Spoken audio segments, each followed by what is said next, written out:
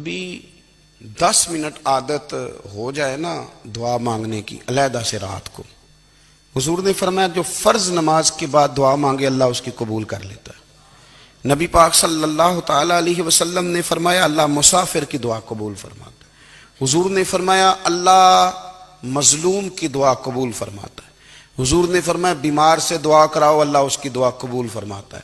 میرے نبی پاک نے فرمایا ماں باپ جب بھی اولاد کے لیے ہاتھ اٹھائیں، ویسے تے بلے شاہ تو آسمانی اڑ دیا ہی پھڑ دیں، جڑا گھر بیٹھا انہوں بڑھیا ہی نہیں۔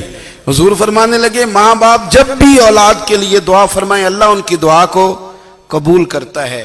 آپ اپنا تعلق بنائیں دعا کے ساتھ، عبادت کے ساتھ، مصلی کے ساتھ رشتہ بنائیں، استغفار پڑھیں۔ صلاح الدین ایوبی صلیبی جنگوں میں تھے، رات کو مسجد اقصیٰ میں نماز پڑھی تو پریشان تھے۔ ایک بزرگ سے ملاقات ہوئی تو وہ کہنے لگے کہ آپ بڑے پریشان ہیں۔ کہنے لگے حضور پریشان اس لیے ہوں کہ پہلے ہی مسلمان کمزور ہے، اب میں نے سنا ہے دشمن کا ایک بحری بیڑا وہ جنگی سامان سے بھرا ہوا آ رہا ہے، تو اب ان کے پاس اور تلواریں اور نیزے آ جائیں گے، مسلمانوں کے پاس پہلے ہی وسائل کی کمی ہے، پریشان ہو کس طرح کر کے مقابلہ کریں گے۔ یہ بات کہتے ہی صلاح الدین ایوبی نے بزرگوں سے کہا حضور آپ بھی دعا کرنا، دعا کی بڑی طاقت ہے۔ میرے نبی پاک نے فرمایا دعا مومن کا ہتھیار ہے، دعا مومن کا حضور نے فرمایا تقدیر کو سوائے دعا کے کوئی چیز نہیں بدل سکتی۔ دعا مومن کا ہتھیار ہے، یہ کافر کے پاس کوئی نہیں، یہ ہتھیار ہے مومن کا۔ اللہ کرے آپ کو سمجھ آئے، پھر سنیں کئی بار کہہ چکا ہوں یہ ہتھیار ہے۔ کافر کے مقابلے میں جو تیرے پاس سب سے بڑا ہتھیار ہے وہ دعا ہے۔ دعائیں کرانی چھوڑ دی، کرنی چھوڑ دی، لینی چھوڑ دی۔ حضرت سیدنا انس بن مالک رضی اللہ تعالیٰ عنہ فرمایا کرتے تھے میں نے وہ رنگ دیکھا ہے جب حضور دعا مانگتے تھے اور حضور کی مقدس آنکھوں میں آنسو بھی ساتھ ہی بہا کرتے تھے، میں نے وہ انداز دیکھا۔ تو صلاح الدین ایوبی بزرگ سے کہنے لگے آپ بھی دعا کیجئے، اور خود رونے لگے اور سر سجدے میں رکھ کے رونے لگے، اور عشاء سے لے کر فجر تک روئے، خوب روئے۔ صبح وہ بزرگ آئے تو صلاح الدین ایوبی کا خوبصورت اور ہنستا ہوا چہرہ دیکھا، کہنے لگے آپ بڑے خوش ہیں، رات تو میں نے بڑے روتے ہوئے دیکھا تھا۔ تو کہنے لگے حضور وہ جو بحری بیڑا آ رہا تھا نا وہ پانی میں ڈوب گیا ہے، اب وہ نہیں آ رہا، ابھی خبر آئی ہے تو میں بڑا خوش ہوں۔ بزرگ کہنے لگے اٹھ سینے سے لگ اور سن ایک بات، وہ بحری بیڑا پانی میں نہیں ڈوبا، وہ تیرے آنسوؤں میں ڈوب گیا ہے۔ وہ جو تو رات رویا ہے نا رب کریم کی بارگاہ میں تو وہ ڈوب گیا ہے۔ بھائی اپنا مصلی کا، عبادت کا، وظائف کا، اللہ کا سلسلہ اس کو مضبوط کرے، اپنی دعاؤں کے تعلق کو مضبوط کرے۔ دعائیں بڑے انقلاب برپا کر دیتی ہیں۔ ہم تھوڑے نا جب سے خشک ہوئے ہیں نا، خشک، اور میری تو جماعت ہی صوفیاء کی جماعت تھی، ہم تو داتا علی اجمیری کی جماعت سے، ہم تو خواجہ اجمیری کی جماعت سے، ہم تو شیخ احمد فاروق سرہندی کی جماعت سے، ہم تو صوفیاء کی جماعت۔ ہماری جماعت نے بھی وہ تعلق جو ہمارے بزرگوں نے بنایا تھا۔ بزرگ اللہ کے قریب کیسے جاتا ہے؟ ہمارے یہاں نا بہت سارے لوگ کہتے ہیں جی نظر ہو گئی تو کام ہو گیا۔ بھائی جو بخاری مسلم میں طریقہ ہے نا اللہ کا قرب پانے کا وہ تو نفل ہے۔ نبی کریم علیہ السلام نے فرمایا بندہ نفلوں کے ذریعے رب کے قریب جاتا ہے، اور اتنا قریب جاتا ہے کہ پھر اللہ اس کی زبان بن جاتا ہے، اللہ اس کی آنکھیں بن جاتا ہے، کان بن جاتا ہے، ہاتھ اور پیر بن جاتا ہے۔ تو یہ تو عبادت ہے، یہ تو اللہ کی بارگاہ کی حاضری ہے جو آپ کو اللہ کے قریب کرے گی۔ تو نماز کو اہمیت دے کے ادا کریں، نمازیں موبائل بند کر کے ادا کریں۔ لیکن نا کچھ لوگ کہتے ہیں مجھے ٹائم نہیں ملتا نماز کا، تو میں کہتا ہوں یہ آپ نے بڑی جرت کی بات کی ہے۔ مجھے کو میرا پیر بھائی کہہ دینا میرے پاس ٹائم نہیں آپ کو ملنے کا، تو میں کہتا ہوں آج کے بعد آنا ہی نہ۔ تو کیا سمجھتا ہے تو بہت بڑا آدمی ہے، تیرے پاس ٹائم نہیں ہے اور ہمیں ملنے کا ٹائم، موج کر۔ تو آپ نے اللہ رسول کو کہہ دیا ٹائم نہیں۔ اور عجیب فلسفہ ہے نا، کہا جائے نماز پڑھنے آؤ تو کہتے ہیں کپڑے ٹھیک نہیں، اور کہا جائے کہ آؤ ذرا دعوت پہ چلیں تو کہتے ہیں 1 منٹ ٹھہر میں کپڑے بدل کے آیا۔ نماز کے لیے کہا تو کہتے ہیں ٹھیک نہیں، دعوت کے لیے کہا تو کہتے ہیں میں ذرا تیاری کر لوں، یوں جانا مناسب نہیں۔ یہ معاملہ ٹھیک نہیں۔ رب تو فرماتا ہے کہ جب تو مسجد میں آ تو زینت اختیار کر کے آ، خوب ذوق سے دعا مانگیں، خوب شوق سے نماز پڑھیں، خوب استغفار کا مزاج بنائیں۔ آپ لوگوں کے بیچ رہ کے سکھ حاصل کرنا چاہتے ہیں، لیکن آپ کو پتہ ہے کئی مہینے غار حرا میں رہنا بھی مدینے والے محبوب کا طریقہ ہے۔ ہر سال اعتکاف بیٹھنا الگ سے، یہ بھی حضور کا طریقہ ہے۔ مسجد نبوی کے اندر دروازہ کھلتا تھا نبی کریم کا، پر گھر کے اندر نفل پڑھے نبی پاک نے، اور حضور فرماتے ہیں کچھ نفل نماز گھر میں بھی پڑھا کرو، گھر کو قبرستان نہ بناؤ، ہمارا گھر اللہ کے ذکر سے آباد ہوگا۔ نبی پاک صلی اللہ علیہ وسلم نے ہماری توجہ دلائی۔ حضور صلی اللہ علیہ وسلم نے فرمایا بے توجہی کے ساتھ ادھر ادھر خیالات کر کے رب سے نہ مانگا کرو، تردد کے ساتھ بے یقینی کے ساتھ نہ مانگا کرو، بلکہ رسول کریم صلی اللہ علیہ وسلم نے فرمایا، یہ حدیث پاک مسلم شریف میں موجود ہے، حضور فرمانے لگے جب رب سے مانگو نا تو اصرار کر کے مانگو، جب رب سے مانگو تو اصرار کر کے، بچہ ناز دکھا رہا ہے اصرار کر رہا ہے، اللہ سے مانگو تو اصرار کر کے مانگو، اور فرمایا رغبت کے ساتھ مانگو۔ کیا خوبصورت لفظ ہے حدیث کے، حضور فرمانے لگے اصرار کر کے مانگو، رغبت کر کے مانگو۔ رب کے لیے کوئی چیز دینا مشکل تو نہیں ہے نا، اس کے لیے کوئی مشکل ہے تمہیں عطا کرنا، تو رغبت کر کے اللہ سے سوال کرو، اسے مناؤ۔ اور خود نبی پاک صلی اللہ علیہ وسلم کا حال یہ تھا، حضرت عائشہ صدیقہ رضی اللہ تعالیٰ عنہ فرمانے لگی کہ نبی پاک دعا رسول اللہ صلی اللہ علیہ وسلم، یہ لفظ ہیں حضرت عائشہ کے، اللہ اکبر، ذرا ان میں ڈوب کر دیکھیے گا، ذرا ان لفظوں میں کھو کر دیکھیے گا ام المومنین کیا فرماتی ہیں۔ حضرت عائشہ صدیقہ فرماتی ہیں، یہ بھی مسلم میں موجود ہے، کہتی ہیں دعا رسول اللہ، کہتے ہیں نبی پاک نے دعا مانگی، حضور نے دعا مانگی۔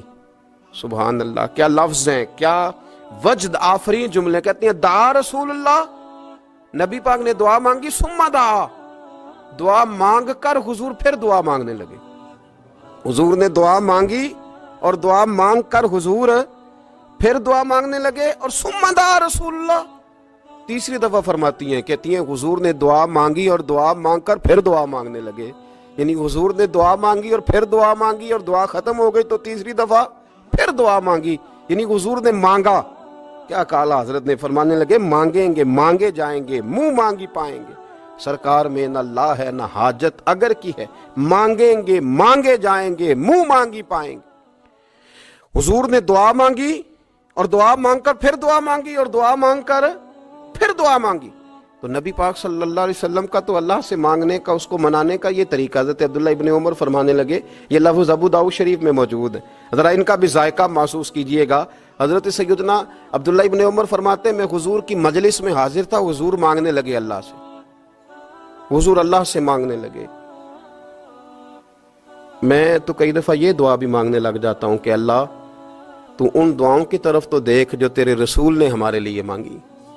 اللہ تو ہمیں تو نہیں نہ مانگنا آتا، نہیں طریقہ آتا، نہیں سلیقہ آتا، نہیں انداز آتا، ہم تو بے توجہ سے لوگ ہیں، بیٹھنے کا ڈھب نہیں آتا ہمیں تو ہاتھ اٹھانے کا سلیقہ نہیں آتا، ہم تو وضو کرنے کے اس طریقے سے آشنا نہیں، پر اللہ تیرے محبوب نے تو خوب مانگا ہے نا تجھ سے، تیرے پیارے حبیب علیہ السلام نے تو تجھے منایا ہے نا ہمارے حق میں، تو اللہ تو ان دعاؤں کی طرف تو دیکھ۔ حضرت عبداللہ ابن عمر رضی اللہ تعالیٰ عنہ فرماتے، میں حضور کی مجلس مبارکہ میں بیٹھا تھا، ابو داؤد شریف میں موجود ہے، کہتے ہیں حضور دعا مانگ رہے تھے۔ دعا کیا تھی؟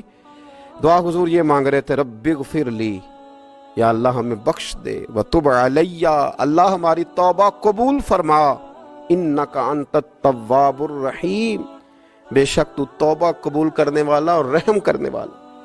حضور دعا مانگ رہے تھے، اے اللہ رب اغفر لی، یا اللہ ہمیں بخش دے، وتب علیہ، اور ہماری توبہ قبول فرما، انک انت التواب الرحیم، بے شک تو توبہ قبول کرنے والا اور رحم کرنے والا۔ حضرت عبداللہ ابن عمر فرماتے، اس ایک دعا کو ایک ہی مجلس میں ایک ہی جگہ بیٹھ کر میرے نبی پاک نے اپنی زبان اطہر سے 100 مرتبہ ادا فرمایا، 100 مرتبہ حضور نے یہ لفظ کہے، رب اغفر لی وتب علیہ، رب اغفر لی وتب علیہ، رب اغفر لی، اے اللہ بخش دے، رحم فرما، وتب علیہ، بس قبول کر لے نا اب ہماری توبہ، انک انت التواب الرحیم، بے شک تو توبہ قبول کر لیا کرتا ہے، تو رحم فرمایا کرتا ہے۔ ایک ہی مجلس میں 100 دفعہ حضور نے دعا مانگی، دعا مانگ کے پھر دعا مانگی، اور دعا مانگ کے پھر دعا مانگی۔